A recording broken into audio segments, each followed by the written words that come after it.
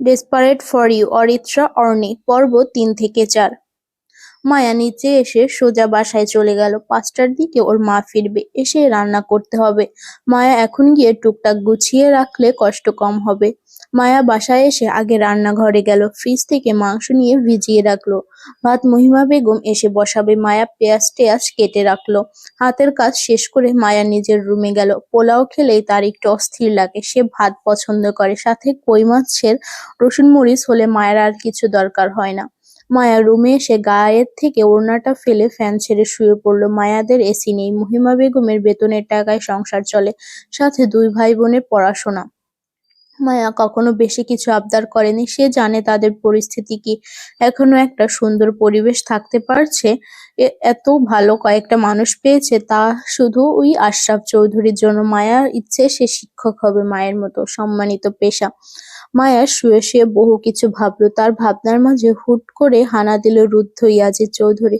লোকটা বেশ অন্যরকম, চুপচাপ, গম্ভীর। ইস, লোকটা লুক দেওয়াটা এত গভীরভাবে তাকায়।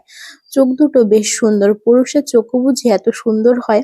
মায়ার ভাবনার মাঝে কলিং বেল বেজে উঠল। মহিমা বেগম এর আসার সময় হয়ে গেছে। মায়া দৌড়ে গিয়ে দরজা খুললো, দেখলো মহিমা বেগমই এসেছে। মায়াকে দেখেই বলল, দরজা খুলতে এত সময় লাগে? কোথায়, আমি তো দৌড়ে এলাম। তোর মাথা ভেতরে যেতে দে। মায়া দরজা বন্ধ করে দিল। মহিমা বেগম আগে ফ্রেশ হলো, এরপর এসে ভাত বসিয়ে দিল। মায়া বসার ঘরে বসে। মহিমা বেগম বলল, নেহার ভাই রুদ্ধ এসেছে, কাল দুপুরে এর জন্যই ওখানে খাইয়েছে। মায়া অবাক হয়ে গেল। দুপুরে সে মহিমা বেগমকে শুধু বলেছিল সে নেহাদের বাসায় খাবে, দাওয়াত দিয়েছে, কিন্তু নেহার ভাইয়ের কথা তো বলেনি। মায়া বলল, তুমি কিভাবে নেহার ভাইয়াকে চিনলে? উনি তো দেশের বাহিরে ছিল। আগে ছিল না। আমি আশরাফ ভাইয়ের সাথে ওকে কতবার দেখেছি। একটু আগে ও সিঁড়িতে আমার সাথে দেখা হলো। মহিমা বেগমের কথা সব মায়ার মাথার উপর দিয়ে যাচ্ছে। এখন আর জিজ্ঞেসও করবে না, কিছু বেশি কথা বললেই রেগে যাবে। হয়তো আগে দেখেছে, কিন্তু মায়া তো কখনো দেখেনি। মায়া উঠে রুমে যাবে এমন সময় আবার কলিং বেল বাজলো। মায়া গিয়ে দরজা খুলে দিল, দেখলো সাহেলা বেগম আর নেহা এসেছে, হাতে ট্রে দুজনেরই। মহিমা বেগম রান্নাঘর থেকে বের হলো, সাহেলা বেগমকে দেখে বলল, আরে ভাবি, ওসব আবার কি? খাবার ভাবি, আপনাদের জন্য তুলে রেখেছিলাম, রান্না করতে হবে না আজ। এসবের কি দরকার ছিল আবার? চুপ থাকুন তো, রান্না বন্ধ করুন, জানেন তো রুদ্ধ এসেছে। হ্যাঁ, একটু আগেই সিঁড়িতে দেখা হলো, আমি তো দেখে অবাক। দেখেই সালাম দিল, কথা বলল, ভেবেছিলাম চিনবেই না। সাহেলা বেগম হাসলেন। তার রুদ্ধ গম্ভীর হতে পারে, কথা কম বলতে পারে, তবে কাকে কিভাবে সম্মান দিতে হবে সে জানে। সাহেলা বেগম বললেন, তার কাজ আছে, তাই তিনি চলে গেলেন। নেহা কিছু সময় বসলো, এরপর মায়াকে টানতে শুরু করলো ওদের বাসায় যাওয়ার জন্য। মায়া বলল, আম্মা রাগ করবে, তুই যা। নেহা মহিমা বেগমকে ডেকে বললেন, আন্টি, মায়াকে একটু নিয়ে গেলাম। যা। পারমিশন পেতেই নেহা মায়াকে টেনে নিয়ে গেল। এখন গিয়ে গল্প শুরু করবে, সঙ্গে মিলা যোগ দিবে। মায়া নেহার রুমে গেল। নেহা মিলা আর তিশাকে ডেকে আনলো। আজ নিখিল বাসায় নেই। মিলা সবার জন্য চা বানিয়ে নেহাদের জন্য নিয়ে এলো। বাসার সকল মেহমান চলে গেছে, শুধু নেহার ছোট খালা আর মারিয়া আছে। মিলা মারিয়াকে বলেছিল ওদের সাথে বসতে, কিন্তু সে টিকটক নিয়ে বিজি, আসবে না বলেছে। ওরা 4 জন বসে লুডো খেলতে শুরু করলো। মায়া লুডো খেলায় বেশ এক্সপার্ট, কিভাবে যেন ও সবসময় জিতে যায়। আজও ওকে কেউ হারানোর জন্য সবাই উঠে পড়ে লেগেছে। রাত 8টা বাজে। হঠাৎ করেই ওরা বাইরে অনেক কথার আওয়াজ পাচ্ছে, বিশেষ করে আশরাফ চৌধুরীর। নেহা উঠে আগে দৌড় দিল, ওর পিছু পিছু মায়া, মিলা, তিশাও এলো। বাড়ির সদর দরজার সামনে আশরাফ চৌধুরী, সাহেলা বেগম, খাদিজা বেগম সহ বাড়ির সকলে দাঁড়িয়ে। আশরাফ চৌধুরীর ডাকে আশরাফ চৌধুরী থেকে কিছুটা দূরে রুদ্ধ দাঁড়িয়ে, পাশেই শুভ্র আর নিখিল, আর ওদের পাশে একটা নতুন কালো রঙের মার্সিডিজ গাড়ি দাঁড় করানো। এটা যে রুদ্ধ কিনে এনেছে তা বুঝতে কারো বাকি নেই। ওদের অলরেডি 2টো গাড়ি আছে, বাইকও আছে, তবুও নতুন গাড়ি কেনার কি দরকার আশরাফ চৌধুরী বুঝে আসছে না। তিনি রুদ্ধকে জিজ্ঞেস করলো, এমন হুট করে গাড়ি কেনার কারণ কি? গাড়ি তো ছিলই। রুদ্ধ গম্ভীর কণ্ঠে উত্তর দিল, আমার দরকার তাই। আমাকে বলতে পারতে দরকার ছিল না, আমার ইচ্ছে হয়েছে তাই কিনেছি। আশরাফ চৌধুরী কোনো কথা খুঁজে পেল না। ছেলেও তার আগে থেকেই এমন তেড়া, যখন যা ইচ্ছে হয়েছে তাই করেছে। এই যে গাড়ি কিনে আনলো এত টাকা দিয়ে, সেটাও নিজের, 1 টাকাও আশরাফ চৌধুরীর কাছ থেকে নেয়নি। কিন্তু হুটহাট এমন কাজে তিনি অবাক হন। কি হয় ছেলের কে জানে। এদিকে দরজার সামনে নেহার সঙ্গে দাঁড়িয়ে মায়া রুদ্ধকে দেখছে। একটা হালকা আকাশি রঙের শার্ট পরনে চুপচাপ দাঁড়িয়ে আছে মায়া। চেয়ে থাকতে থাকতেই রুদ্ধ হুট করে মাথা তুলে তাকালো মায়ার দিকে। মায়া চমকে গেল। লোকটা কি বুঝে গেল মায়া তাকেই দেখছিল? মায়া চোখ সরিয়ে নিল। সকলে যে যার মতো চলে গেল। রুদ্ধ সন্ধ্যায় গিয়েছে শুভ্র আর নিখিলকে নিয়ে গাড়ি কিনতে। তার মনে হয়েছে তার নিজের গাড়ি দরকার। এখন কে তাকে কি পরামর্শ দিল তাতে তার কিছু যায় আসে না। সবাই চলে গেল। নেহা এগিয়ে গেল গাড়ির কাছে, গিয়ে ভালো করে দেখে বলল, খুব সুন্দর হয়েছে গাড়িটা। এটার দাম কত ভাইয়া? নেহার কথা শুনে নিখিল বলল, তোরে বিক্রি করলেও এ গাড়ির অর্ধেক দাম উঠবে না। নেহা রেগে গেল। নিখিলকে বলল, তাহলে তোমাকে বিক্রি করলে তো আরো উঠবে না। চুপ কর, আমি তোর বয়সে বড়, সম্মান দিয়ে কথা বল। মাত্র 3 বছরের, ওই বড় আমি মানি না। তুই মানবি না, তোর ঘাড়ও মানবে। লেগে গেল ওদের ঝগড়া। শুভ্র ওদের থামতে বলে চলে গেল ভেতরে। মায়া এখনো দরজার সামনে দাঁড়িয়ে। রুদ্ধ এগিয়ে গেল। মায়ার মনে হচ্ছে রুদ্ধ ওর দিকেই আসছে, কিন্তু মায়াকে পাশ কাটিয়ে রুদ্ধ ভেতরে চলে গেল। মায়ার মনে হচ্ছে কেন যেন রুদ্ধর আশেপাশে থাকলে ওর বুক কাঁপে। এটা কেন হচ্ছে মায়া বুঝতে পারছে না। রুদ্ধ গিয়ে সোফায় বসলো। ওর পাশেই শুভ্র, তার পাশে রহিমা বেগম। মিলা ওদের ঠান্ডা পানি এনে দিল। এদিকে মায়া এগিয়ে গেল নেহা আর নিখিলের কাছে। ওই দুটা একটু পরে চুল ছেঁড়াছিঁড়ি শুরু করবে। মায়া যেতেই নিখিল মায়াকে বলল, এই মায়া, তুই এই ঝগড়াটার সাথে থাকিস কিভাবে রে? কচু খেয়ে ঝগড়া করে। কথা শুনে নেহা আরো রেগে গেল, যেন আগুনে ঘি ঢেলে দিয়েছে। নেহা বলল, আমি কচু খাই নাকি তুমি সবই জানো, জালাল ফট্টু একটা। নিখিল নাক ফুলালো। নেহার ঝুঁটি টেনে ধরলো। মায়া এবার বলদ হয়ে গেল। এ তো মারামারি করছে। হুট করেই সেখানে রুদ্ধ এসে মায়ের ঠিক পেছনে দাঁড়িয়ে গম্ভীর কণ্ঠে বলে উঠল, নিখিল, কি হচ্ছে এসব? ভাই দেখো না। নিখিল পুরো কথা শেষ করার আগে রুদ্ধ বলল, ভেতরে যা। মায়া পেছনে ফিরে তাকাচ্ছে না। রুদ্ধ যে ওর পেছনে তা সে বুঝে গেছে। নিখিল চলে গেল ভেতরে। পরপর নেহাও গাল ফুলিয়ে চলে গেল। দাঁড়িয়ে আছে শুধু মায়া। সে কি করবে বুঝতে পারছে না। নেহাটা যে কেন তাকে টেনে আনলো। মায়া চুপ করে দাঁড়িয়ে আছে। হুট করে ওর কানে আওয়াজ এলো, বাসার ভেতরে চলে যান ম্যাডাম, রাত করে বাইরে থাকতে হয় না। কথাটা মায়ার কানে যেতে মায়া থমকে গেল। কথাটা রুদ্ধ বলেছে। কথাটা বলেই সে মায়াকে পাশ কাটিয়ে সামনে চলে গেল। মায়া দেখছে, থ হয়ে দাঁড়িয়ে। রুদ্ধ গাড়িতে উঠলো। মায়ার দিকে ইশারা করলো চোখ দিয়ে, যেন মায়া বাসার ভেতর চলে যায়। পরপর গাড়ি নিয়ে বেরিয়ে গেল। মায়ার কানে এখনো একটা শব্দ বাজছে, ম্যাডাম। লোকটা তাকে ম্যাডাম বলেছে। ইস, কণ্ঠ এত সুন্দর কেন ওই লোকের? আর কি কি দেখে যে মায়া অবাক হবে বুঝতে পারছে না। সবকিছু এত পারফেক্ট কি করে হয় একটা মানুষের? একদিন দেখেই কি মায়া বিচার করছে কে জানে। মায়া ও বাড়িতে গেল না, বাসায় চলে গেল সোজা। রাত হয়ে যাচ্ছে বেশ। রুদ্ধ বাড়ি এসেছে এ খবর রুদ্ধর বন্ধুরা পেয়েছে সেই সকালে। রুদ্ধকে মেসেজ দিয়ে সাবান ছাড়া ধুয়েছে সবগুলো মিলে। রুদ্ধ মাত্র বের হয়েছে ওদের সাথে দেখা করতে। রুদ্ধ জানে এই সময় ওইগুলোকে কোথায় পাওয়া যাবে। দীর্ঘ একটা সময় পর রুদ্ধ বাড়ি ফিরেছে। বাইরে যাওয়ার পর থেকে যারা রুদ্ধর সব থেকে বেশি উপকার করেছে তারা হলো এই বন্ধুরা। ওরা না থাকলে, না সাহায্য করলে রুদ্ধ ওখানে নিশ্চিত হয়ে থাকতে পারতো না। রুদ্ধর গাড়ি এসে থামলো একটা বারের সামনে। একটা বার হলেও এখানে ওদের আড্ডার জায়গা। বন্ধুরা মিলে এখানেই প্রায় সময় থাকতো। রুদ্ধ গাড়ি থেকে নেমে ভেতরে গেল। মানুষজন ভালোই আছে। রুদ্ধ ভেতরে গিয়ে দেখলো একবারে কোণার একটা টেবিলে তার হারামি বন্ধুগুলো বসে আছে। রুদ্ধ গিয়ে ওদের সামনে দাঁড়ালো। আসিফ, রাশেদ, রিপন আরো কয়েকজন আছে। মেয়ে ওরা এখানে নেই। রুদ্ধকে দেখে আসিফ উঠে দিল একটা পেট বরাবর ঘুষি। কেন এসেছিস শালা? এখন মনে পড়ছে হ্যাঁ বন্ধুদের কথা? আবারও ঘুষি দিতে যাবে। রুদ্ধ এবার আসিফকে জড়িয়ে ধরলো। পরপর রাশেদ আর রিপনও এলো। একসাথে বসলো এবার 4 জন। রুদ্ধ বলল, রাত 2টোর সময় এসেছি, এরপর ভোরবেলায় উঠেছি, আর বের হতে পারিনি। রাশেদ বলল, তোর ভোরবেলায় উঠলি কেন, আবার জিমের জন্য? আসিফ বলল, আরে না, ওর পিচ্চি বউয়ের জন্য। ও হ্যাঁ, আমি ভুলেই গিয়েছিলাম, সিসিটিভি ক্যামেরা। কথাটা বলেই রাশেদ হাসলো। রুদ্ধ একটা ক্যান খুলে গলা ভেজালো। বন্ধুদের সাথে থাকলে ওর এসব চলে। রিপন বলল, ভাই তুই আর কই সিসি ক্যামেরা লাগিয়েছিলি রে? রুদ্ধ হাসলো একটু, পরপর বলল পুরো বাড়িতেই। আসিফ বলল আর বাড়ির বাইরে সিসি ক্যামেরা ছিলাম আমরা, আমাদের চোখ কিন্তু অনেক ভালো, কি বলিস? বলেই সবাই একসাথে হাসলো।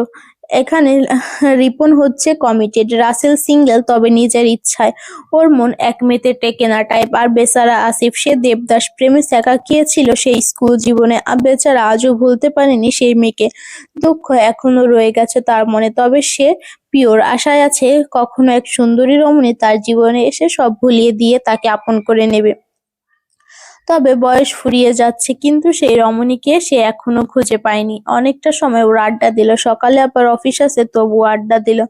এরপর বের হলো সবাই। মায়ার ঘুম আসছে না, এদিকে রাত হয়ে যাচ্ছে, কাল আবার ভার্সিটি আছে। মায়া জোর করে চোখ বন্ধ করে শুয়ে রইল। এদিকে রুদ্ধ বাড়ি ফিরতে ফিরতে রাত হলো, তাই সোজা চলে গেল উপরে। গিয়ে রুমে ঢুকতেই গায়ের শার্টটা খুলে একটা ঝুড়িতে রাখলো। পকেট থেকে দুটো phone, money bag bed side টেবিলে রেখে ওয়াশরুমে চলে গেল। রুদ্ধর ওয়াশরুমটা বেশ বড়। রুদ্ধ ঝর্ণা ছেড়ে দিয়ে তার নিচে দাঁড়ালো। গা বেয়ে পানি গড়িয়ে পড়ছে। রুদ্ধ চোখ বন্ধ করে শাওয়ার নিচ্ছে, মনে মনে কত কি ভেবে লম্বা মুচকি হাসলো। লম্বা একটা সময় নিয়ে রুদ্ধ শাওয়ার নিয়ে বের হলো। কোমরে শুধু একটা তোয়ালে পেঁচানো। রুমে এসে আজও সোজা কিচেনে গেল। এক কাপ কফি এখন ভীষণ দরকার। এক কাপ কফি বানিয়ে রুদ্ধ এসে জামা কাপড় পরে নিল। এরপর কফির কাপটা নিয়ে বারান্দায় গিয়ে দাঁড়ালো। গভীর রাতের শহর। কফিটা শেষ করে রুদ্ধ ল্যাপটপ নিয়ে বসলো। কিছু কাজ করতে হবে। রুদ্ধ ইউকে থেকে চলে এলেও জবটা ছাড়েনি। এখান থেকে যেহেতু করা সম্ভব, রুদ্ধ তাই ছাড়েনি। একটু কষ্ট হলেও রুদ্ধ করবে। কাজ শেষ করতে করতে রাত ৩টার কাছাকাছি। রুদ্ধ সব রেখে চেয়ারেই হেলে বসে রইল। পরপর ফোন হাতে নিয়ে উঠে বিছানায় এসে শুয়ে পড়ল।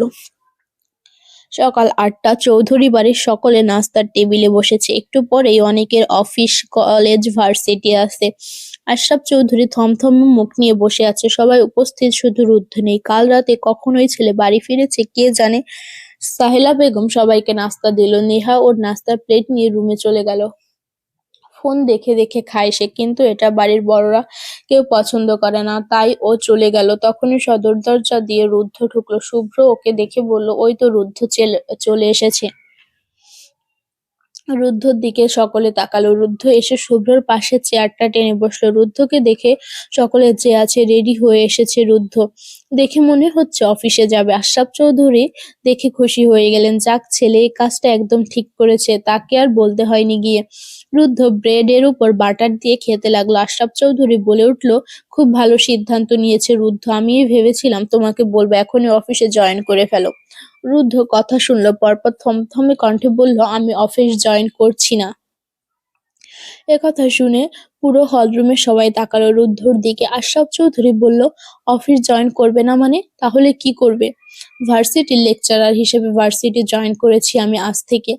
একথা শুনে সবাই আরো হতবাক। রুদ্ধ বিজনেস করবে, পারিবারিক ব্যবসা দেখবে, এমনটাই জানা সকলের।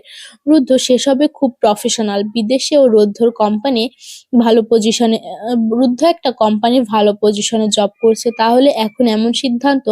সকলেই অবাক হলো। আশরাফ চৌধুরী বলে উঠল, মাথাটা গেছে তোমার রুদ্ধ? ভেবে বলছো? কি বলছো তুমি? রুদ্ধ একটু পানি খেলো, পরপর উঠে দাঁড়িয়ে বলল, যা করছি ভেবেই করছি। আপনি জানেন আমি না ভেবে কোনো কাজ করি না। ভুল সিদ্ধান্ত নিলে তুমি। সময় অনুযায়ী এটা আমার জন্য best, so I can't consider. কথাটা বলে রুদ্ধ বেরিয়ে গেল। সকলে চেয়ে রইল। এই ছেলেকে কিছু বলা যায় না। এত পড়াশোনা, এত কোয়ালিফিকেশন নিয়ে ও এই লেকচারার হবে? আশরাফ চৌধুরীও উঠে চলে গেল। ছেলে তার বড্ড রকচটা। এমন সিদ্ধান্ত নেয়ার কারণ কি? কেন মনে হচ্ছে এটাও কনসিডার করতে পারতো না? কারো মাথায় ঢুকলো না সে কথা। মায়া রেডি হয়ে বের হলো, কাঁধে ব্যাগ ঝুলিয়ে। নেহা আজ আগে আগে বের হয়েছে। দুজনেও মিলে কথা বলতে বলতে চললো ভার্সিটির দিকে। ভার্সিটি এসে মায়া আর নেহা ক্লাসে আসতে দেখলো মেয়েরা কেমন গুজুর গুজুর ফুসুর ফুসুর করছে। মায়া নেহাকে ডেকে বলল, কি হলো রে আজ ওইগুলোতে এমন করছে কেন? কি জানি দাঁড়া জিজ্ঞেস করে আসি। চুপ করে বসে থাকতো, যা খুশি তাই হোক। মায়া আর নেহা বসে রইল। আজ সম্ভবত ক্লাস করানো হবে। হুট করে কয়েকজন মেয়ে ক্লাসে এসে ঢুকে বলল, নতুন লেকচারার এসেছে, কি কিউট আর হ্যান্ডসাম দেখতে। আর একটা মেয়ে এগিয়ে এসে বলল, আমাদের ডিপার্টমেন্টের। অন্য মেয়েটি বলল, হ্যাঁ, অফিস রুমের সামনে দেখে এলাম, এখনই আসবে। মেয়েগুলো দৌড়ে গিয়ে সিটে বসলো। মায়া হতবাক হয়ে চেয়ে আছে এদের কথা শুনে। লেকচারারের জন্য এমন করছে। শিক্ষক সুন্দর হলে তাতে ওদের কি লাভ? মায়া বুঝলো না। মায়াও আশায় আছে দেখার জন্য, কিন্তু মায়ার মনে হচ্ছে না মায়ার দেখা রুদ্ধর মতো সুন্দর কোনো পুরুষ হবে। এমন অভিজাত পুরুষ মায়া আগে দেখেনি। ওই মানুষটাকে এরা দেখলে কি করতো কে জানে। মায়ের ভাবনার মাঝে একজন এসে ক্লাসরুমে ঢুকলো। সকলে দাঁড়ালো, সঙ্গে মায়াও। কিন্তু সামনে থাকা মানুষটাকে দেখে মায়া আকাশ থেকে পড়লো। এটা তো রুদ্ধ। রুদ্ধই কি ওদের নতুন লেকচারার? সবাই রুদ্ধকে বলল, গুড মর্নিং স্যার। রুদ্ধ ইশারায় সবাইকে বসতে বলল। সবাই বসলেও মায়া কেন যেন বসলো না, কি যেন ভেবে যাচ্ছে। রুদ্ধ মায়ের দিকে ফিরে তাকাতেই নেহা মায়ার হাত ধরে টেনে বসিয়ে দিল। মায়া নেহাকে বলল, এই নেহা, তোর ভাই। আমার ভাই, আমারই শিক্ষক। তুই জানতি এসব? আরে না, সকালে বের হওয়ার সময় শুনেছি। মায়া আর নেহা ফিসফিস করে কথা বলছে দেখে হুট করে রুদ্ধ এগিয়ে এলো। মায়া চমকে গেল। এদিকে নেহার গলা শুকিয়ে যাচ্ছে ভয়ে। রুদ্ধ মায়াকে ইশারাই করে বলল, আপনি দাঁড়ান। মায়া দাঁড়ালো। রুদ্ধ মায়ার চোখের দিকে চেয়ে বলল, এটা ক্লাসরুম, ওকে কথা বলতে হলে বাহিরে গিয়ে বলবেন। মায়া মনে মনে ভাবছে তাকেই পেল রুদ্ধ। রুদ্ধ ইশারা করে মায়াকে বসতে বলে ফের সামনে গিয়ে দাঁড়ালো। মায়া চেয়ে আছে সামনের দিকে। রুদ্ধ কথা বলছে, নিজের পরিচয় দিল। এদিকে রুদ্ধকে দেখে এক একজন পাগল হয়ে যাচ্ছে। মায়া নিজেও খেয়াল করছে রুদ্ধকে। সাদা শার্টের উপর কালো ব্লেজার, কালো টাই, ফর্মাল প্যান্ট, কালো শু, হাতে একটা সিলভার রঙের ঘড়ি। চুলগুলো সুন্দর করে সেট করা। লোকটাকে দেখে সত্যিই লেকচারার মনে হচ্ছে। মায়া বোধহয় আজ ক্রাশ খেলো রুদ্ধর উপর, বাকি সবার মতো। পুরো ক্লাস মায়া রুদ্ধকে দেখলো। শুধু শুধু মায়া নয়, আরো কত মেয়ে দেখলো তার ঠিক নেই। তবে রুদ্ধ একবার চোখ তুলেও কারো দিকে তাকালো না। মায়া বিষয়টা খেয়াল করলো। সবাই যদি একজনের দিকে চেয়ে থাকে সে তো একবার তাকাবে, কিন্তু এই লোক তাকালোই না কারোর দিকে। মায়াকে এভাবে চেয়ে থাকতে দেখে নেহা ফিসফিস করে বলল, আমার ভাইয়ের দিকে নজর দিস না বইন, পেট খারাপ করবে আমার ভাইয়ের। মায়া কনুই দিয়ে নেহার পেটে গুঁতো দিয়ে বলল, আমি তোর ভাইকে দেখছি না, পুরো ক্লাস দেখছে। দেখবেই তো, আমার ভাই বলে কথা। মায়া ভেংচি কেটে বলল, ঢং। রুদ্ধর ক্লাস শেষ হলো। রুদ্ধ বেরিয়ে যাবে। মায়া চেয়ে আছে সিটের উপর মাথা রেখে শুয়ে। এমন সময় রুদ্ধ মায়ের দিকে তাকালো একবার। মায়া ভুরু কুঁচকে ফেললো। লোকটা তাকালো নাকি তার দিকে? প্রথম দিনই মায়াকে বকতে হলো। মায়া যদি এই লোকের ক্লাসে আর কথা বলেছে, রোবট হয়ে বসে থাকবে। মায়াকে কি স্কুলের স্টুডেন্ট পেয়েছে নাকি? রুদ্ধ চলে যেতে রুমে হইচই লাগলো। নেহা মায়াকে টেনে নিয়ে ক্লাস থেকে বের হয়ে করিডোরে আসলে মায়া দেখলো রুদ্ধ হেঁটে যাচ্ছে ফোনে কথা বলতে বলতে। একটা মেয়ে বোধহয় বাদ নেই রুদ্ধর দিকে তাকাচ্ছে না। মায়ার কেন যেন হিংসে হচ্ছে। লোকটার দিকে সবাই এত দেখছে কেন? শুধু মায়া দেখবে। মায়া নেহাকে বলল, তোর ভাইকে সবাই চোখ দিয়ে গিলে খাচ্ছে, তাতে কি? আমার ভাই তো আর দেখছে না কাউকে, আমার ভাই শুধু তোকেই দেখবে। মায়া বলল, ঘোড়ার ডিম, চল ক্লাসে চল। মায়া নেহাকে টেনে নিয়ে গেল। আর দুটো ক্লাস হলো ওদের। এরপর জানিয়ে দেওয়া হলো আগামী কয়েকদিনের মধ্যে ওদের নবীনবরণের অনুষ্ঠান করা হবে। কেউ যদি নাচ, গান, আবৃত্তি, হোস্ট এসবের নাম দিতে চায় তাহলে যেন অফিস রুমে গিয়ে নাম দিয়ে আসে। মায়া খুব ভালো গান করে, কিন্তু সে নাম দিতে চাইলো না। নেহা জোর করে নিয়ে গেল ওকে। অফিস রুমে এসেই ঢুকতেই দেখলো ওখানে রুদ্ধ আছে, প্রফেসরের সাথে কথা বলছে। নেহা গিয়ে মায়ার নাম লেখালো। গান করবে মায়া। মায়া নেহার হাত ধরে টানছে। নাম দেয়া হলে ওরা বের হবে। রুদ্ধ নেহাকে ডাকলো, নেহা। নেহা দাঁড়িয়ে গেল। বলল, বলো ভাইয়া। ক্লাস শেষ? হ্যাঁ। পার্কিং এ গিয়ে ওয়েট কর একটু, আমি আসছি। রুদ্ধ ওদের পাশ কাটিয়ে চলে গেল। নেহা আর মায়া বের হলো। ভার্সিটির এক সাইডে পার্কিং এরিয়া। দুজনে সেখানে গিয়ে দাঁড়ালো। ভাবলো রুদ্ধ হয়তো কিছু বলবে। ওরা দাঁড়িয়ে আছে। মায়া দূর থেকে দেখলো রুদ্ধ হেঁটে আসছে। আশেপাশের মেয়েরা চেয়ে আছে। কালো ব্লেজার সাথে সাদা শার্ট, এই লুকে মারাত্মক লাগছে রুদ্ধকে। রুদ্ধ এগিয়ে আসতে মায়া চোখ সরিয়ে নিল। রুদ্ধ এসে বলল, গাড়িতে ওঠো। নেহা বলল, কোথায় যাব ভাইয়া? রুদ্ধ কিছু বলল না, উল্টো গাড়ির গেট খুলে দাঁড়ালো যাতে ওরা উঠে। মায়া মনে মনে ভাবছে, এখান থেকে ভাগতে পারলে বাঁচে। এই লোক এত রাগী কেন? সবসময় রাগী লুকে থাকে। নেহা মায়াকে টেনে নিয়ে গাড়িতে উঠে বসলো পেছনের সিটে। মায়া গাড়িতে উঠে উঠে বসলে ও ওর ওড়নাটা বড় হওয়ার বাইরে রয়ে গেল কিছুটা। রুদ্ধ সেটা তুলে মায়ের দিকে এগিয়ে চেয়ে বলল, সাবধানে বসুন। মায়া শুধু ছোট করে বলল, জি। রুদ্ধ দরজা বন্ধ করে দিয়ে সামনে গিয়ে বসলো। নেহা এদিকে মিটিমিটি করে হাসছে। রুদ্ধ গাড়িতে উঠে আগে সামনের আয়নাটা ঠিক করে গাড়ি স্টার্ট দিল। এদিকে মায়া আয়নায় রুদ্ধকে দেখছে, খুব সিরিয়াস মুডে গাড়ি চালাচ্ছে। নেহা করছে কি, গাড়ির জানালা দিয়ে ভিডিও করছে। মায়া চুপ করে বসে রইল। অনেকটা সময় পর গাড়ি এসে থামলো একটা রেস্টুরেন্টের সামনে। এখানের পিৎজা নেহার খুব পছন্দ। রুদ্ধ গাড়ি থেকে নামতে নামতে বলল, ভেতরে অনেক ভিড় মনে হচ্ছে, পার্সেল আনবো? আচ্ছা আনো। রুদ্ধ মায়ের সাইডে জানালার পাশে এসে দাঁড়িয়ে বলল, কোনটা খাবি? নেহা নেহার পছন্দ মতো বলল। পরপর রুদ্ধ মায়ের দিকে চেয়ে বলল, আর আপনি? মায়া ভাবেনি রুদ্ধকে জিজ্ঞেস করবে, তাই চমকে গিয়ে বলল, না না, আমার জন্য লাগবে না। এমন সময় হুট করে নেহা বলল, ভাইয়া, মায়া তো তোমার অনেক ছোট, তুমি ওকে আপনি কেন বলছো, তুমি করে বলো। মায়ার বুকটা ধুকপুক করছে। রুদ্ধ মায়ের দিকে চেয়ে ডেভিল বলল, উনি তো আমাকে তুমি করে বলতে বলেনি নেহা, তাহলে আমি কি করে বলবো? কথাটা বলে রুদ্ধ চলে গেল। নেহা ঠোঁট চেপে হাসছে। মায়া আবুলের মতো বসে আছে। লোকটা কি বুঝাতে চাইলো? মায়া বললে, এরপর তুমি করে ডাকবে। রুদ্ধ ফিরে এলো কিছু সময় পর, হাতে 5টা পিৎজার বক্স। নেহা দেখে বললে, এতগুলো কেন ভাইয়া? রুদ্ধ গাড়িতে উঠে সিট বেল্ট বাঁধতে বাঁধতে বলল, বাসায় আরো মানুষ আছে তো, সবার জন্যই নিয়েছি। নেহা খুশি হলো। এখন আর তর সইছে না। মনে হচ্ছে কখন বাসায় যাবে। আধ ঘন্টার মধ্যে বাসায় চলে এলো এরা। নেহা আগে আগে নেমে পিৎজার বক্সগুলো নিয়ে এগিয়ে যেতে যেতে বলল, এই মায়া, আয় জলদি। এদিকে মায়া গাড়ি থেকে নামলে রুদ্ধ নামলো। মায়ের ইচ্ছে করছে রুদ্ধকে কিছু বলতে, কিন্তু সাহস হচ্ছে না। মায়া ঠায় দাঁড়িয়ে আছে দেখে রুদ্ধ বলল, এভাবে দাঁড়িয়ে আছেন কেন, ভেতরে চলুন। রুদ্ধ কথাটা বলে এগিয়ে যেতে নিলেই মায়া বলে উঠল, স্যার শুনুন। রুদ্ধ দাঁড়িয়ে গেল। ও বোধহয় এটাই চেয়েছিল। রুদ্ধ পেছনে ফিরে এসে মায়ার সামনে দাঁড়ালো। যেই লুক নিয়ে মায়ের দিকে তাকালো, তাতে মায়া বোধহয় প্রেমে পিছলে পড়লো বলে। রুদ্ধ বলল, এটা ভার্সিটি নয়, আর না এখানে আমি আপনার sir, miss Maya, so please don't call me sir. Maya বুঝলো না স্যার না বলবে কি, স্যার না বললে কি বলবে। নেহার ভাইয়া, সেই হিসেবে রুদ্ধ মায়ারও ভাইয়া। তাহলে কি ভাইয়া ডাকবে? মায়া অনেক ভেবে বলল, আপনি আমাকে আপনি করে ডাকবেন না ভাইয়া, তুমি করে ডাকুন। রুদ্ধ মায়ার মুখে ভাইয়া ডাক শুনে হতবাক হয়ে চেয়ে রইল। এ মেয়ে তাকে ভাইয়া ডাকছে। রাগ হলো রুদ্ধর। মায়া এদিকে রুদ্ধর দিকে তাকাতে পারছে না। মাথা নিচু রেখে কথা বল মায়া নিচু রেখে কথা বলছে। রুদ্ধ চেয়ে রইল।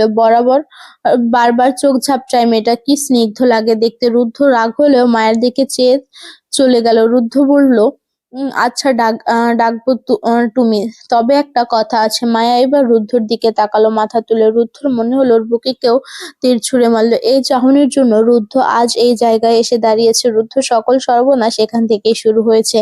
রুদ্ধর সব গুলিয়ে যাচ্ছে। মায়া বলল, কি কথা? রুদ্ধ কিছু বলতে যাবে এমন সময় সদর দরজার সামনে থেকে নেহার ডাক এলো। মায়া এবার চলে যেতে নিলেই রুদ্ধ ডাকলো, শুনো মেয়ে। মায়া পেছন ফিরে চেয়ে বলল, জি ভাইয়া। রুদ্ধ এই ভাইয়া ডাক টান নিতে পারলো না। রুদ্ধর সব মেয়ের ভাইয়া হয়ে যাবে, দুনিয়ার সব মেয়ের ভাইয়া হয়ে যাবে রুদ্ধ, কিন্তু এই মেয়ে বাদে। এত কষ্টে সে দিনের পর দিন শুয়ে যাচ্ছে, এই ভাইয়া ডাক শুনতে নাকি? রুদ্ধ হেঁটে মায়ার সামনে এসে দাঁড়ালো। দাঁতে দাঁত চেপে বলল, খবরদার ভাইয়া ডাকবে না, স্যার ডাকবে, মনে থাকবে। মায়ার সব মাথার উপর দিয়ে যাচ্ছে। একটু আগেই বলল স্যার ডাকতে না, এখন বলছে ভাইয়া ডাকতে না। রুদ্ধ মায়ের দিকে কিছু সময় চেয়ে থেকে সোজা হেঁটে উপরে চলে গেল। মায়া বুঝলো না কি হলো। মায়া গেল নেহাদের বাসায়। নেহা ডাইনিং টেবিলে সবগুলো পিৎজা সাজিয়ে ছবি তুলছে। সাহেলা বেগম এখন এসব দেখেনি। মায়া যেতেই নেহা বলল, নিখিলটা বাসায় নেই, ওকে ছবি তুলে পাঠাবো, দেখবি আর জ্বলবে। মায়া বলল, তুই পারিস বইন, এর জন্যই নিখিল ভাইয়া তোর পিছু লাগে। এদিকে রুদ্ধ রুমে এসে গা থেকে ব্লেজারটা খুলে রাখলো। গলার টাইটা যেন ঢিলে করলো। হাঁসফাঁস লাগছে তার। ও মেয়ে তাকে ভাইয়া ডাকলো কি করে? রুদ্ধ সবকিছু এক করে দিচ্ছে ওই মেয়ের জন্য, শান্তিতে থাকতেও পারছে না।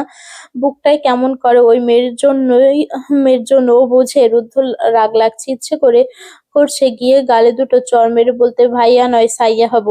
এমন সময় রুদ্ধর ফোনটা বেজে উঠলো। পকেট থেকে ফোন বের করতে দেখলো আসিফের কল। রুদ্ধ কল রিসিভ করে বলল, বল। আসিফ বুঝে ফেলল রুদ্ধর কণ্ঠ হয়তো রেগে আছে। আসিফ বলল, কি রে শালা, আবার কার উপর রাগ হলো তোর? রাগ হলো মানে? ডু ইউ থিঙ্ক আসিফ ওই মেয়ে আমাকে আজ ভাইয়া ডেকেছে? রাগ হচ্ছে আমার। আসিফ রুদ্ধর কথা শুনে হুট করে হেসে ফেললো, সঙ্গে সঙ্গে আবার মুখ চেপে ধরে বলল, তোর তো ভাগ্য ভালো যে পিচ্চি ভাবে তোকে চাচা ডাকে নাই। রুদ্ধ জানে এগুলো এখন ওর সাথে মজা নেবে। রুদ্ধ কল কেটে দিল। আসিফ আর কল না করে বিকেলে বের হওয়ার জন্য মেসেজ পাঠালো। রুদ্ধ মেসেজটা দেখে ফোনটা বিছানায় ছুঁড়ে ফেলে দিয়ে এগিয়ে গেল রুমের এক কোনায়, দুই পকেট হাত রেখে দাঁড়িয়ে রইল, দৃষ্টিতে কাজ ভেদ করে ব্যস্ত শহরের দিকে। রুদ্ধ মনে মনে কিছু একটা ভেবে বলল, ভাইয়া বলে বুকে আগুন ধরালে সানশাইন, এই আগুন খুব শীঘ্রই বুকে মুখে নেভাবে তুমি, আই প্রমিস। মায়া উপরে চলে এসেছে পিৎজা খেতে, বললেও খায়নি। এসেই আগে রান্না বসিয়ে ঘর গুছিয়ে নিচ্ছে, এমন সময় দরজায় শব্দ হলো। মায়া কোমরে ওড়না বেঁধে কাজ করছিল, ওভাবেই দরজা খুলতে দেখলো নেহা এসেছে, হাতে পিৎজার বক্স একটা। মায়ের দিকে এগিয়ে দিয়ে বলল, নে ধর, তোকে বললাম আমি খাবো না। আরে খুলে দেখি 4টা বিফের আর এটা চিকেনের, তুই তো এমনিতেই বিফ খাস না, এটা তোর জন্যই। মায়া ভুরু কুঁচকালো, ওর জন্য আলাদা হবে কেন? নেহা মায়ের দিকে চেয়ে দেখলো ও কি যেন ভাবছে। নেহা মায়ের হাতে বক্সটা ধরিয়ে দিয়ে তাড়াহুড়ো করে যেতে বলল, বিকেলে বই কিনতে যাব, ভুলে যাস না আবার। কথাটা বলেই নেহা চলে গেল। মায়া কি যেন ভেবে দরজাটা বন্ধ করে দিয়ে বক্সটা টেবিলের উপর রেখে হাতের কাজ সেরে এসে টেবিলে বসলো। বক্সটা খুলতে মায়া দেখলো ওর পছন্দের পিৎজাই, যেটা মায়া খুব পছন্দ করে। এটা কি ভুল করে এলো? এলে তো ভালোই। মায়া খেতে লাগলো, বেশি খেতে পারলো না, এক স্লাইস খেয়ে বাকিটা রেখে দিল। এরপর রান্না শেষ করে শাওয়ার নিয়ে কিছু সময় শুয়ে রইলো। মায়া একটা বাজে অভ্যাস হলো রুম অন্ধকার করে রাখা, কিন্তু এই বিকেল হলে তা আর পারে না। জানালার গ্লাস খুলে দিয়ে ওখানে বসে থাকে, আকাশ দেখে। আজও মায়া আকাশের দিকে চেয়ে রইল আর ভাবতে লাগলো রুদ্ধর কথা। লোকটা শুধু মায়ার মাথায় ঘুরপাক খাচ্ছে। আজ যখন ভার্সিটিতে রুদ্ধকে এমন রূপে দেখলো, মায়া ক্রাশ নামক শব্দটার সাথে জড়িয়ে গেল। মায়ার মনে হলো রুদ্ধ পারফেক্ট। এক কথায় রুদ্ধকে মায়া মিস্টার পারফেক্ট ডাকতেই পারে। কি অ্যাটিটিউড, কি সুন্দর কণ্ঠ। আচ্ছা লোকটার বয়স কত হবে? নেহাকে কি জিজ্ঞেস করবে? নেহা এমনি ওকে খেপায়, এবার বয়স জিজ্ঞেস করলে আর রক্ষে থাকবে না। এসব ভাবতে ভাবতে মায়ার ফোন বেজে উঠলো, সঙ্গে সঙ্গে আবার কেটেও গেল। মায়া ফোন হাতে নিয়ে দেখলো নেহার মিসড কল। মায়া সোজা রেডি হতে গেল। মায়া সবে রুমের দরজা খুলে বের হয়েছে নিচে যাবে, এমন সময় দেখলো ওর আগে রুদ্ধ নেমে যাচ্ছে। মায়া ওর পিছু পিছু নামলো। রুদ্ধ হয়তো বাসায় ঢুকে গেছে। মায়া নেহাকে কল করলো যাতে নেহা চলে আসে, কিন্তু নেহা ধরল না কল। মায়াই ভেতরে ঢুকলো, দেখলো রহিমা বেগম বসার ঘরে বসে, সাথে সাহিলা বেগম, খাদিজা বেগম, মিলাও আছে, সাথে রুদ্ধ বসে চা খাচ্ছে। মায়া মিলাকে ডাকলো, ভাবি নেহাকে একটু ডেকে দিন তো। তুমি ভেতরে গিয়ে দেখো।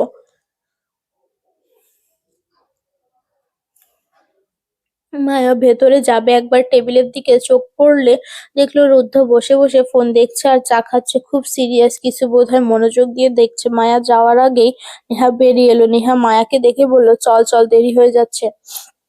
এর কথা শুনে সাহেলা বেগম বলে উঠল, কোথায় যাচ্ছিস তোরা দুজন? আরে আম্মা কিছু কেনাকাটা করব, বই কিনতে হবে। সাহেলা বেগম কি যেন ভেবে বলল, একা যাবি না? পরপর রুদ্ধর দিকে চেয়ে বলে উঠল, রুদ্ধ তুই এখন বাইরে যাবি তো, সমস্যা না থাকলে ওদের একটু নিয়ে যা। নেহা ভেবেছিল নিজেই রুদ্ধকে বলবে, কিন্তু রুদ্ধ যদি কোনো জরুরি কাজে বের হয় তাই বলেনি। সাহেলা বেগম রুদ্ধকে বলার পর রুদ্ধ চায়ের কাপটা রেখে টেবিলের থেকে গাড়ির চাবিটা নিয়ে যেতে যেতে বলল, না সমস্যা নেই। রুদ্ধ সদর দরজা দিয়ে বেরিয়ে গেল। নেহা বেশ খুশি হয়েছে, কিন্তু মায়ার মন কেমন যেন করছে। লোকটার গাড়িতে করে যাবে, লোকটা আশেপাশে থাকলেই মায়ের কেমন বুক কাঁপে। নেহার মায়া বের হয়ে দেখলো রুদ্ধ গাড়ি নিয়ে গেটের সামনে। নেহার মায়া গিয়ে পেছনে উঠে বসলো। রুদ্ধ গাড়ি স্টার্ট দিল। মায়া এমনিতেই খুব কথা বলে, কিন্তু আজ ওর মুখ দিয়ে কোনো কথাই বের হচ্ছে না। কারণটা সামনে থাকা মানুষটা। মায়ার মনে হচ্ছে মানুষটা ওকে দেখে। মায়া বারবার লুকিং গ্লাসের দিকে তাকায়, কিন্তু তখন দেখে রুদ্ধ সামনে চেয়েই ড্রাইভ করছে। কিছু সময় পর হুট করে মাঝ রাস্তায় গাড়ি সাইড করে থামালো রুদ্ধ। নেহা বলল, কি হলো ভাইয়া? কিছু না, আসিফ আসছে। আসিফ আসছে শুনে নেহা নাক ফুলিয়ে বিড়বিড় করে বলল, ওই বলদটা আবার আসছে কোন দুঃখে? নেহা বিড়বিড় করে বললে মায়া কথাটা শুনে ফেললো। নেহার দিকে চেয়ে মিটিমিটি করে হাসলো। বেচারি নেহা আসিফের নাম শুনলেই রেগে যায়। গত 1 বছর যাবৎ নেহার সাথে আসিফের টুকটাক কথা হয়। আসিফ লুকিয়ে লুকিয়ে নেহাকে মাঝে মধ্যে ফলো করে, কিন্তু কিছুতেই সরাসরি কিছু বলে না। এদিকে নেহা বেচারি চায় আসিফ ওকে কিছু তো বলুক, কিন্তু আসিফ তাতেও আগায় না। একটু পরেই আসিফ এসে গাড়িতে উঠলো। উঠেই রুদ্ধ বলল, এত সময় লাগে আসতে? হ্যাঁ, মেয়েদের মতো মেকআপ করতে বসেছিলাম তো আমি। যেই জ্যাম রাস্তায়, শালা তুই কি বুঝবি? আসিফের মেকআপের কথা শুনে মায়া ফিক করে হেসে ফেলল। আসিফ এতক্ষণ খেয়ালই করেনি পেছনে দুজন বসে। মায়ের হাসি শুনে পেছনে ফিরে মায়া আর নেহাকে দেখে বলে উঠল, আরে পিচ্ছি, থুক্কু মায়া, কেমন আছো? পরপর আসিফ নেহার দিকে চেয়ে বলল, তোমার কি খবর নেহা? নেহা কিছু বলল না। মায়া বলল, আমি ভালো আছি ভাই, আপনি কেমন আছেন? আসিফ কিছু বলার আগে রুদ্ধ বলে উঠল, সবার কথা শেষ হলে এবার যাই। হ্যাঁ হ্যাঁ, চল।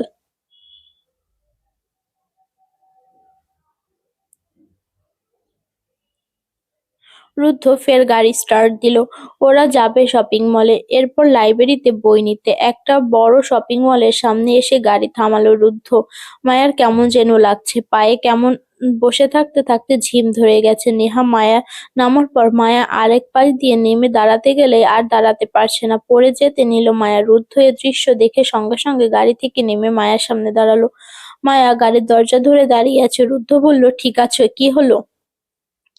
মায়া পা কেমন অবশ হয়ে আসছে, মনে হচ্ছে শক্তি পাচ্ছে না।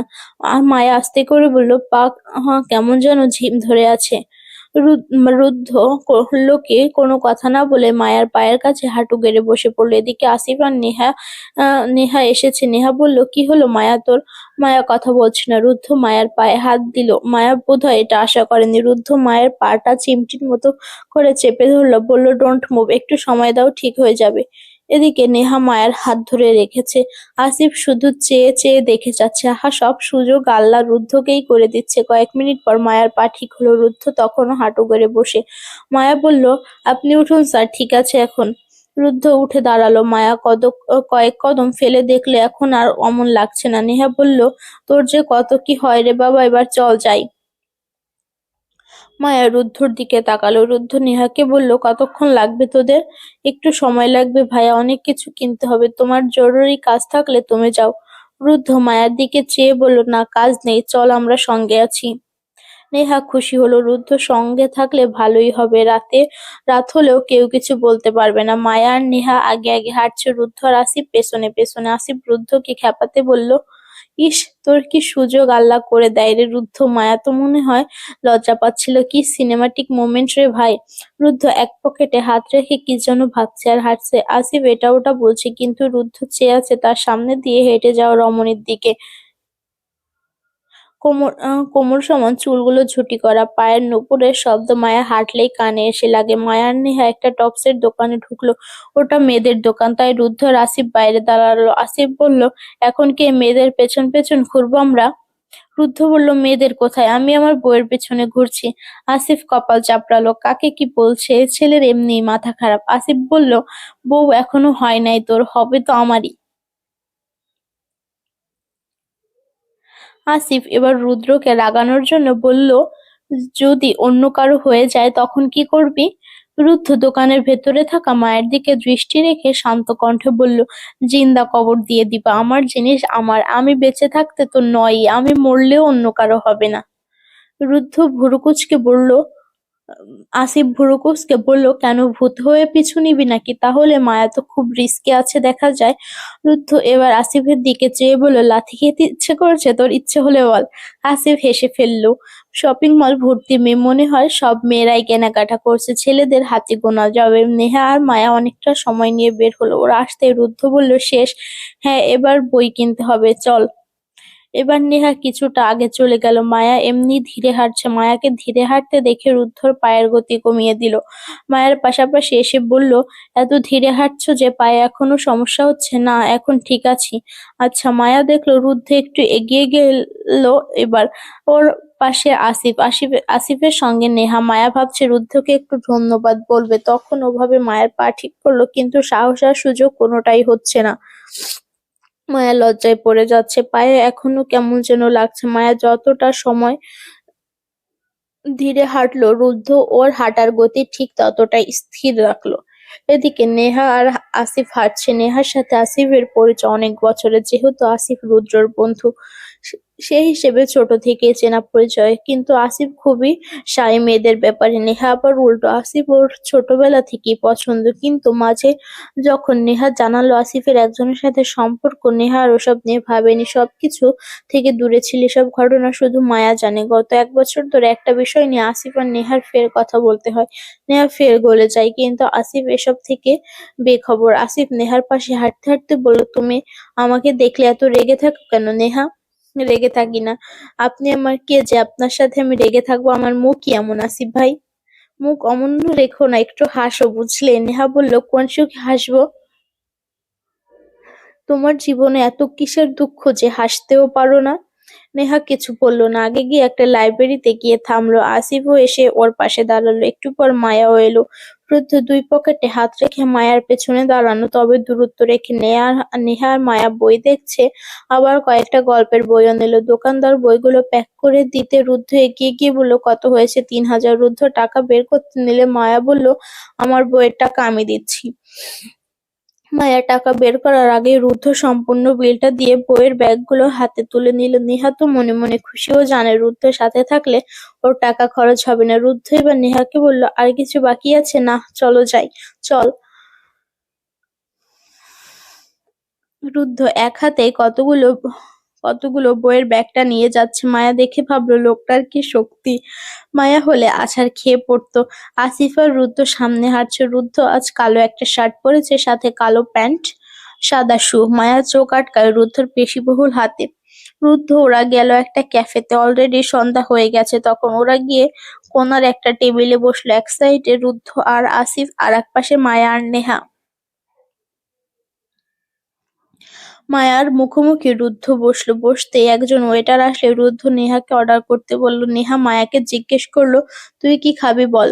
মায়ার পেটে খিদে আছে, কিন্তু সমস্যা হচ্ছে রুদ্ধর সামনে খাবে কি করে? এমন কিছু অর্ডার করবে যাতে খেতে গিয়ে লজ্জায় না পড়তে হয়, অল্প একটু থাকে।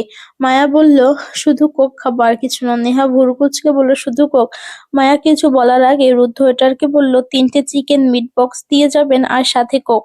নেহা হিসেব করে দেখলো ওরা মানুষ 4 জন। মায়া ও তাই খেয়াল করলো। এবার আর মায়া চুপ থাকতে পারলো না, বলে উঠলো, 3টে কেন? আপনি কিছু খাবেন না? রুদ্ধ মায়ের দিকে চেয়ে আবার চোখ সরিয়ে নিয়ে বলল, না। আপনি না খেলে আমরাও খাবো না। তাহলে 3জন খাবে আর একজন খাবে না, এটা হয় নাকি? রুদ্ধ এবার সোজা ওয়েটারের দিকে চেয়ে বলল, একটা কোল্ড কফি। ওয়েটার অর্ডার নিয়ে চলে গেল। আসিফ বেচারার এসব দেখে পেট গুড়গুড় করছে। ইস, রাশেদ আর রিপনকে কি যে মিস করছে। রুদ্ধর কপাল দেখি সবকিছুতে এগিয়ে। শখের নারী কি সুন্দর অনুরোধ করছে খেতে। রুদ্ধর খুশিতে লাফানোর কথা, কিন্তু অভিনয় দেখো, সব ছাড়বে কিন্তু অ্যাটিটিউড না। নেহার মুখোমুখি বসেছে আসিফ। নেহা ভুলেও তাকাচ্ছে ওর দিকে। আসিফ একটু পর পর আর চোখে তাকাচ্ছে। পাশেই নেহার ভাই বসে। যতই বন্ধু হোক, বোনের দিকে তাকাচ্ছে জানলে রুদ্ধ ওকে উল্টো করে মাটিতে পুঁতে রাখবে। আসিফ তাকিয়ে আছে নেহার দিকে। তখনই হুট করে নেহা তাকালো আসিফের দিকে। দুজনের চোখাচোখি হতেই নেহা ভেংচি কেটে মুখ ঘুরিয়ে চেয়ে রইল। এমন বলদ বেটা ছেলে দিকে নেহা তাকাবে কেন? এদিকে মায়া বসে আছে ভদ্র মেয়ের মতো। একটু পর পর এদিকে দেখছে ওদিকে দেখছে। ক্যাফেতে মানুষ তেমন নেই, তবে ক্যাফেটা ভীষণ সুন্দর। মায়ের ইচ্ছে করছে ছবি তুলতে, কিন্তু লজ্জায় বলছে না। রুদ্ধ ওরা না থাকলে নেহাকে টেনে নিয়ে যেত ছবি তুলতে। মায়ার সামনে বসে রুদ্ধ চুপচাপ ফোন দেখছে, পুরো নজর ওর ফোনের দিকে। আসিফ শুধু দেখতে পারছে রুদ্ধ ফোনে কি করছে। এর মধ্যে ওয়েটার এসে একে একে সব খাবার দিয়ে গেল। মায়ার কেমন লাগছে? কারো সামনে খেতে গেলে ওর ভীষণ লজ্জা লাগে, মনে হয় পেট ভরে খেতে পারে না। মায়া চোখ তুলে সামনে তাকালো, দেখলো রুদ্ধ ফোনই দেখছে মনোযোগ দিয়ে। মায়া খেতে লাগলো একটু একটু করে। এদিকে মায়ার খাওয়া শেষ হতে হতে আসিফ আর নেহা খেয়ে দিয়ে বসে আছে। মায়ারও খাওয়া শেষ হচ্ছে না, এদিকে রুদ্ধরও কফি শেষ হচ্ছে না। নাকি রুদ্ধ ইচ্ছে করেই শেষ করছে না, কে জানে।